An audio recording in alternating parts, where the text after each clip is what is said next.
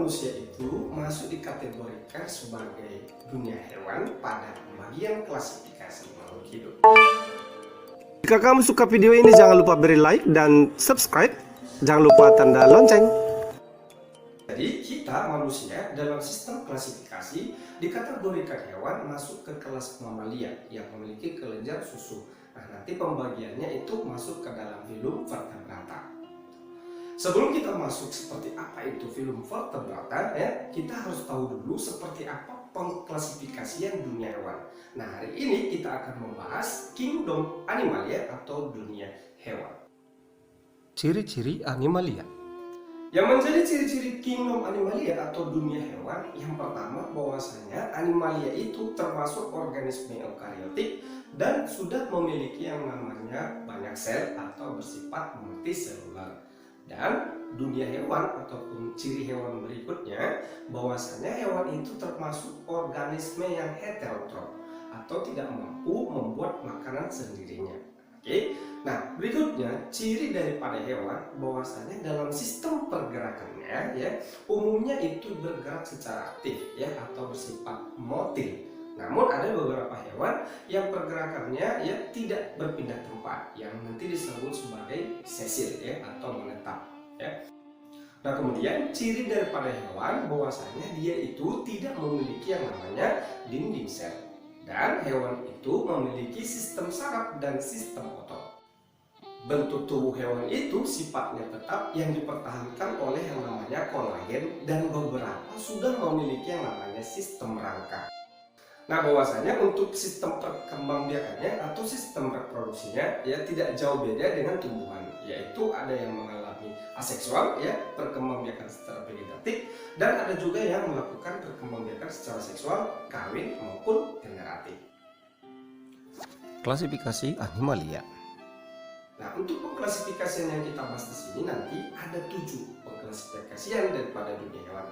Yang pertama nanti berdasarkan simetri tubuh, lalu yang kedua berdasarkan jaringan tubuh, ketiga berdasarkan perkembangan embrionik, kemudian yang keempat berdasarkan yang namanya rongga tubuh, lalu yang kelima nanti berdasarkan ada tidaknya tulang belakang, keenam berdasarkan segmentasi atau segmen atau ruas-ruas tubuh, dan yang terakhir nanti yang ketujuh yaitu berdasarkan pengaturan suhu tubuh.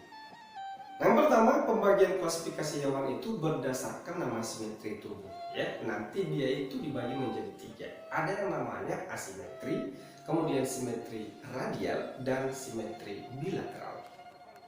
Ada pembagian. Yang pertama, hewan asimetrik, yaitu tidak memiliki simetri tubuh, contohnya filum porifera. Lalu yang kedua, hewan simetri radial, yang artinya semua pemotongan tubuh melalui poros tubuh tengah menghasilkan 2 bentuk yang serupa. Contohnya nanti terdapat pada hewan Coelenterata. Kemudian yang ketiga ada disebut hewan simetri bilateral, artinya dari satu pemotongan melalui poros tengah tubuh menghasilkan 2 bentuk serupa. Contohnya nanti semua jenis hewan kecuali filum porifera dan Coelenterata. Berdasarkan jaringan tubuh, hewan itu diklasifikasikan menjadi 2. Yang pertama ada yang disebut sebagai hewan parazoa, lalu yang kedua disebut hewan eumetazoa. Nah, untuk hewan parazoa yaitu hewan yang tidak memiliki jaringan ataupun organ khusus. Nah, bahwasanya sel-sel daripada hewan ini bisa berubah bentuk dan bahkan berpindah tempat. Nah, contohnya nanti itu satu filum, yaitu filum porifera. Nah, untuk hewan eumetazoa ini merupakan kelompok hewan yang sejati, artinya sudah memiliki sistem organ yang lumayan lengkap, bahkan sudah lengkap.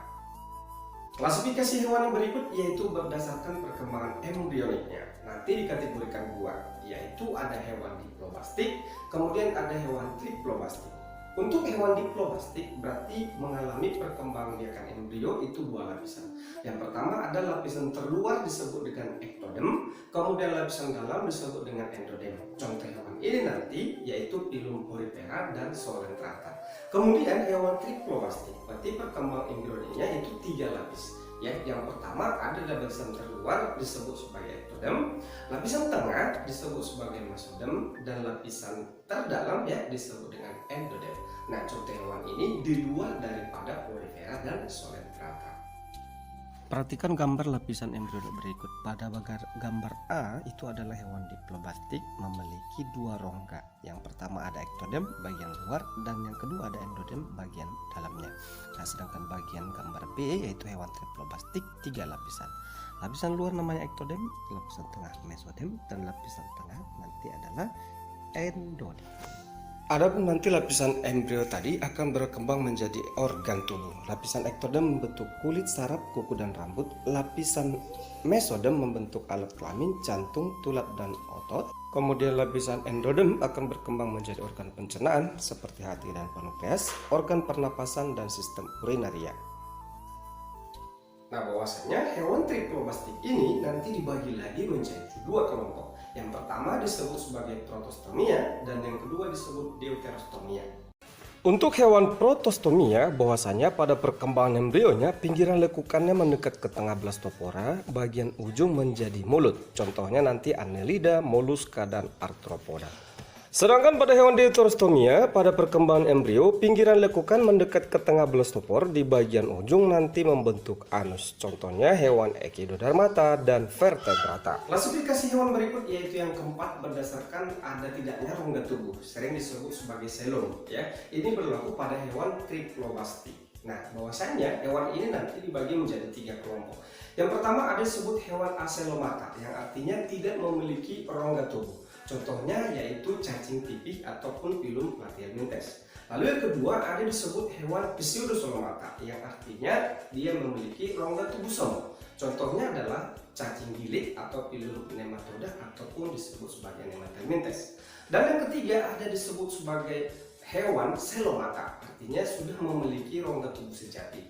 Contohnya nanti berupa Annelida, ya, kemudian ada Arthropoda, Mollusca, ya, kemudian ada Echinodermata dan Chordata. Untuk klasifikasi yang kelima yaitu berdasarkan ada tidaknya tulang belakang. Nanti dibagi menjadi 2 kelompok. Yang pertama ada hewan avertebrata atau invertebrata. Artinya dia ini tidak memiliki yang namanya tulang belakang. Nah, nanti pembagiannya dibagi menjadi 8 pilum. Yang pertama ada pilum porifera ataupun hewan berpori. Kedua ada hewan solentrata, ya, atau hewan berongga. Ketiga ada hewan platyhelminthes atau cacing pipih. Keempat ada hewan Nemathelminthes atau nematoda, yaitu kelompok cacing gilik. Kemudian ada hewan Annelida ataupun cacing gelang, kelompok Mollusca atau hewan lunak, kelompok Arthropoda yaitu hewan berkaki ruas-ruas, ya. Kemudian ada hewan Echinodermata yaitu kelompok hewan yang memiliki kulit duri. Nah, kemudian di samping invertebrata ada juga namanya chordata, ya, memiliki tulang belakang. Nah, pembagian chordata ini nanti dibagi menjadi 4 subfilum. Ya, subfilum yang pertama ada disebut sebagai hemichordata, kedua subfilum urochordata, ketiga subfilum cephalochordata, dan yang keempat ada subfilum vertebrata. Nah, untuk subfilum vertebrata nanti dibagi menjadi 5 kelas. Yang pertama ada kelas Pisces untuk kelompok ikan, kemudian ada kelompok amfibi, ya, contoh untuk hewan yang hidupnya di 2 alam seperti katak, ya. Kemudian hewan reptil, hewan melata, ya, misalkan ular, ya, komodo, kura-kura, dan sebagainya. Keempat ada bangsa apes, ya, atau bangsa unggas, ya, jenis burung, ayam, dan sebagainya. Dan kelima ada kelompok mamalia, yaitu hewan yang memiliki kelenjar susu, ya, termasuklah manusia di dalamnya. Untuk klasifikasi berikut yaitu berdasarkan pengaturan suhu tubuh. Nah, ini berlaku pada hewan yang memiliki tulang belakang. Nah, nanti pembagiannya dibagi menjadi 2. Yang pertama ada disebut sebagai hewan poikilotem atau hewan heterotem atau hewan ektotem. Nah, artinya kelompok hewan di mana suhu tubuhnya selalu berubah-ubah sesuai dengan lingkungan. Nah, contohnya nanti kelas Pisces, bangsa ikan, amfibi, jenis hewan yang hidup di 2 alam, kemudian reptil, ya, atau hewan melata. Nah, kemudian yang kedua ada yang disebut sebagai hewan homotermik atau hewan homotem atau hewan endotem. Nah, yaitu kelompok hewan di mana suhu tubuhnya tidak berubah atau bersifat konstan. Dimanapun dia berada, dia suhu tubuhnya tetap. Ya, contohnya nanti kelas Apes dan kelas Mamalia. Kemudian berdasarkan segmen tubuh ataupun segmentasinya, nah bahwasanya nanti dibagi menjadi dua. Ada disebut sebagai hewan ametamerik, artinya tidak memiliki segmen tubuh ya. Misalkan nanti ditemukan pada hewan arthropoda, mollusca, echinodermata, kemudian kelompok hewan chordata. Dan ada kelompok yang disebut dengan hewan metamerik, artinya memiliki segmen tubuh ya, yaitu contohnya nanti seperti punya cacing atau vermes. Ingat, vermes itu ada 3 pengkategorian filum ya, yaitu cacing pipih atau Platyrmytes, cacing gilik atau Nematalmytes atau nematoda, dan cacing gelang yaitu Annelida.